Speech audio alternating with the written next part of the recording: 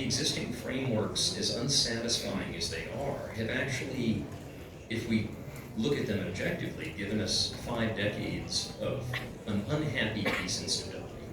And so sometimes the reality is that these issues have to be managed in terms of looking at the specific policy actions and their implications, not just perception alone. I understand. I think there is a big cultural, even civilizational difference here. And Mr. Waters, you speak Chinese very well. I'm sure you understand. For the Chinese, we say 家和万事兴, 和气生财.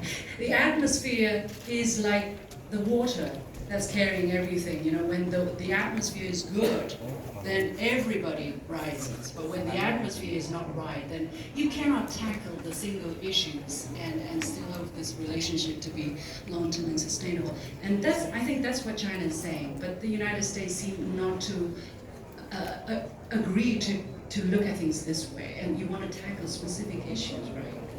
Well, you probably have to do a bit of both, but I think my rusty Chinese, if I remember correctly, there's a saying, 听其言, 观其行. You know sorry, the Chinese are saying this about the United States. I also know English phrase is talk the talk and walk the walk, right? I know President Biden has repeatedly reassured President Xi that the U.S. has no intention to support Taiwan independence, no intention to suppress China's development, blah, blah, blah, blah, blah. But if you look at the U.S. policy, it's quite a different story. So you talk the talk, but you walk a different walk. That's the problem. You want to react? Well, we can spend a lot of time on the Taiwan question. Professor Wu and I have had good discussions over the years, but let's talk about that for a second. I think that from the U.S. perspective, the policy towards the Taiwan issue is rooted in several foundational documents: the 3 joint communiques, the 1982 Taiwan Relations Act, and a series of assurances between the U.S. and Taiwan, as well as classified documents that were more recently declassified. And if you look at this as a body of policy, that framework has not changed. But what has changed in recent years, perhaps, is the evolution of politics on the island. What has changed in recent years are different perceptions between Beijing and Taipei. And I think between the 3 capitals, Beijing, Taipei, and Washington, what tends to happen on this issue is when they are acting completely at odds with each other, things can become unstable. But the core U.S. interest here, which is enshrined in all of those documents and legislation, is ultimately peace and stability. It is not to use Taiwan as an instrument of leverage in strategic competition. And this is why I think, President Biden has been very clear in his meetings that the U.S. does not support Taiwan independence, and that this is not a chip, a bargaining chip. The last thing I will say, though, is that in any government, you have inherent tensions between different aspects of your policy.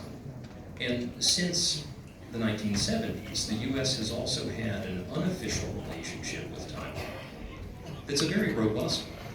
The bilateral trading relationship alone is bigger than U.S. trade with India. So we have to keep in mind that there will be a very robust relationship between the U.S. and Taiwan that operates largely independent of the questions of U.S. cross-strait policy. Well, I think the most important and foundational understanding between China and U.S. on the Taiwan issue is the 3 communiques between our 2 countries. That's the Shanghai Communique, Normalization Communique, and August 17 Communique of 1982. And all the 3 documents stipulate that 2 things are important in this understanding: one China and peaceful solution of issue. So that's something the 2 governments worked out over the years. And for some time, Washington supported this position. But what we have seen in recent years, in the last 1 decade or so, is that the U.S. is becoming less sympathetic to the Chinese goal of peaceful reunification.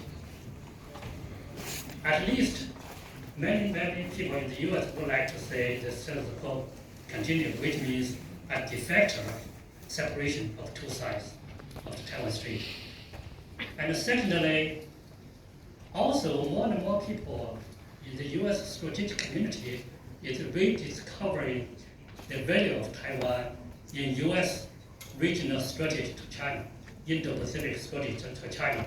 They think they can use Taiwan as an important instrument, leverage, to check and constrain China's growing influence in this region.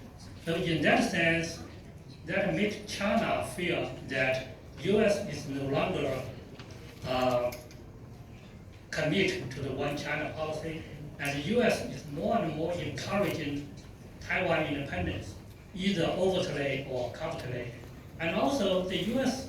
is playing the card of Taiwan more and more against China in bilateral interactions. And as a result, China has to take actions to deal with this new reality. Yeah. So in international relations, you always have the action and reaction, this phenomenon.